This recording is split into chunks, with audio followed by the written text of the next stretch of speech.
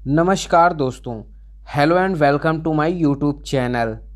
कृपया वीडियो को लाइक करें, सब्सक्राइब करें, शेयर करें और आपके कुछ सवाल होंगे तो नीचे कमेंट में आप पूछ सकते हैं।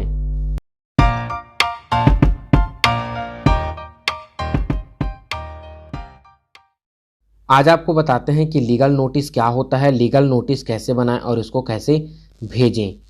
तो आपको बता दें कि लीगल नोटिस क्या होता है। हमारे आसपास बहुत से ऐसे करीबी होते हैं जिनसे हमारा लेन देन का कार्य रहता है, चाहे वह रिश्तेदार हो या दोस्त हो। सामाजिक जीवन में हम एक दूसरे के ऊपर निर्भर रहते हैं। कई बार लोग व्यवसाय भी एक दूसरे के साथ मिलकर करते हैं और इन सब की वजह से कभी न कभी कोई समस्या उत्पन्न होने लगती है। जब कभी किसी कार्य के लिए दूसरे पर निर्भर रहते हैं तो दो लोगों के बीच में विश्वास का भी होना आवश्यक माना जाता है।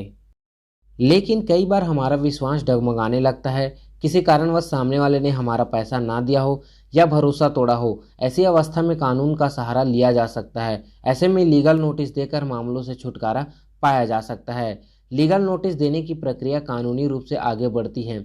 इस नोटिस के द्वारा अपने विरोधी लोगों को कानूनी चेतावनी दे सकते हैं। जब काम खुद से नहीं हो सके तो ऐसे कार्य में कानूनी धमकी दी जा सकती है। इस कानूनी धमकी से हमारा बिगड़ा हुआ काम बन सकता है। लीगल नोटिस में अपनी सारी शर्तों को शामिल किया जा सकता है। तो यदि तय सीमा के अंतर्गत आपके काम न हो सका तो कानूनी कार्यवाही भी की जा सकती है। लीगल नोटिस के माध्यम से हम अपनी समस्याओं से बाहर आ सकते हैं। लीगल नोटिस सेक्शन 18 आईसीपीसी के तहत कार्य करता है। क्यों भेजा जाता है लीगल नोटिस? कई बार ऐसा होता है कि सामने वाला हमारे साथ गलत करता है और हम सब कुछ सहते रहते हैं। लीगल नोटिस के माध्यम से हम अपना अधिकार ले सकते हैं। जब भी ऐसा लगे कि किसी ने हमारे साथ गलत किया है या किसी बात के लिए हमें धोखा दिया है तो ऐसे समय में लीगल नोटिस भेजा जा सकता है। यदि किसी ने बेइज्जती किया हो या किसी का चेक बाउंस हो गया हो, बहुत बड़ा नुकसान हुआ हो, ऐसे में लीगल नोटिस भेजना सही रहता है। लीगल नोटिस भेजने से सामने वाला व्यक्ति आपकी बातें सुनने के लिए बाध्य हो जाता है। लेकिन लीगल नोटिस कैसे बनाएं? लीगल नोटिस तभी भेजा जाता है जब कोई काम आसानी से ना हो सके।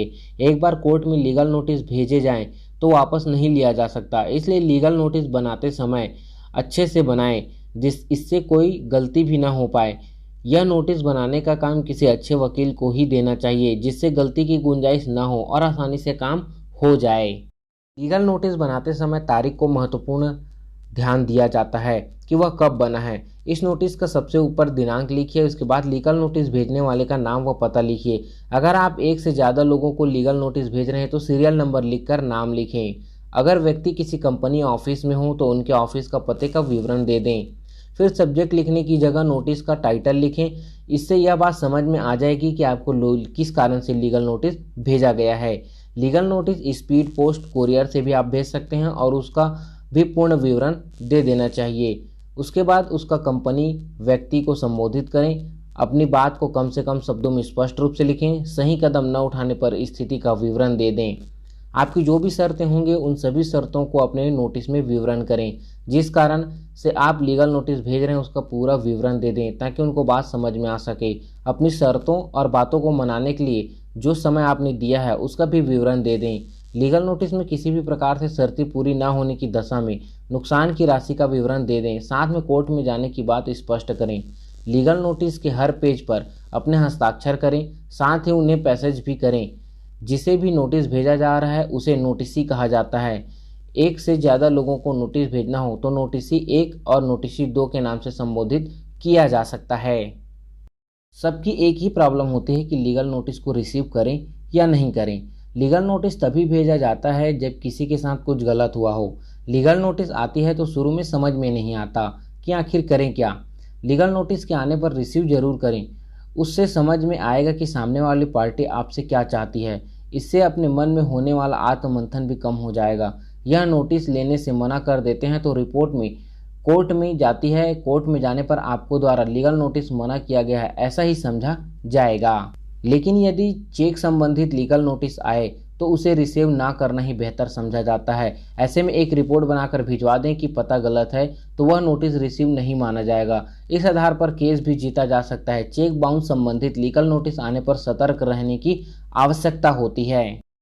लेकिन लीगल नोटिस भेजने के फायदे क्या होंगे? कभी कभी लीगल नोटिस भेजने का फ़ायदा भी मिल जाता है। अगर आपको किसी से अपना बकाया पैसा लेना है तो कुछ टाइम पीरियड देकर लीगल नोटिस भेजने का फ़ायदा होता है। ऐसे में कीमती समय भी बचता है। कई समस्याएं ऐसे होती हैं जो लीगल नोटिस देने के बाद आसानी से सुलझ जाती है। सभी चाहते हैं कि कोई भी मामला कोर्ट के बाहर ही सुलझ जाए। ऐसे में लीगल नोटिस से फ़ायदा हो सकता है। लीगल नोटिस के माध्यम से ही बड़े खर्चों को में अपना समय और बचाया जा सकता है। लेकिन क्या हमें लीगल नोटिस से डरने की आवश्यकता है? तो बिल्कुल भी नहीं। जब कोई मामला आसानी से सुलझ नहीं पाता तो ऐसे में नोटिस भेजा जाता है। लीगल नोटिस मामला सुलझाने का एक जरिया है जिनके माध्यम से कोर्ट के बाहर ही फैसला हो सकता है। कभी कभी दूसरी पार्टी को डराने का उद्देश्य से ही लीगल नोटिस भेजा जाता है, पर इसमें डरने की आपको कोई आवश्यकता नहीं है। जब भी लीगल नोटिस भेजा जाता है तो इसे कोर्ट का नोटिस समझा जाता है, जो कि बिल्कुल भी गलत है। अगर व्यक्ति भेजे गए नोटिस को नहीं लेता है तो इससे भी कोई फर्क नहीं पड़ता है, क्योंकि इसका मकसद व्यक्ति को सूचना पहुंचाना ही होता है। कोर्ट भी नोटिस भेजकर आपसी सहमति का समय देता है, इसलिए डरने का बिल्कुल आवश्यकता नहीं है। क्रिमिनल नोटिस भेजने की सबसे ज़्यादा आवश्यकता नहीं होती है। सिर्फ अवमानना को छोड़कर किसी भी प्रकार के लीगल नोटिस की कोई खास आवश्यकता नहीं होती है। इसे आप बाहर में ही, कोर्ट के बाहर ही मिलकर समझौता कर सकते हैं। और सबसे बड़ी बात यह है कि आप इसको व्हाट्सएप पर भी भेज सकते हैं। नोटिस हमेशा सूचना देने के लिए भेजा जाता है। मामला में कोर्ट भी यही चाहता है कि कोर्ट के बाहर का ही मामला सुलझ जाए। अगर आप किसी को व्हाट्सएप के जरिए नोटिस भेजना चाहते हैं तो आप इसको भेज सकते हैं, लेकिन ब्लू टिक आने पर ही कानूनी नोटिस जो है उसको सौंपा माना जाएगा। क्योंकि आप सभी जानते हैं, मैं और आप सभी जानते हैं कि ब्लू टिक इस बात को साबित करता है कि सामने वाले ने मैसेज पढ़ लिया है। अधिकतर देखा गया है कि जब कोई नोटिस आता है तो हम डर कर और घबराहट होने लगती है। इस मामले में हमें ज़्यादा डरने की आवश्यकता नहीं है। कानून इस बात के लिए समय देता है जिससे सारे मामले आप स्वयं ही सुलझा सकें। हमेशा सही दायरे में रहकर लीगल नोटिस को भेजना चाहिए, तभी सही निर्णय हो पाएगा। इन सभी कार्यों के लिए बेहतर वकील की आवश्यकता होती है जो आपको सही मार्गदर्शन दे सके। अपने कार्य सतर्कता और सावधानीपूर्वक से करें ताकि कोई भी समस्या ना हो। और हम एक बार और आपको बता देते हैं कि आप इसमें सही वकील को चुनिए जिसमें गलती की संभावनाएं ना के बराबर हो।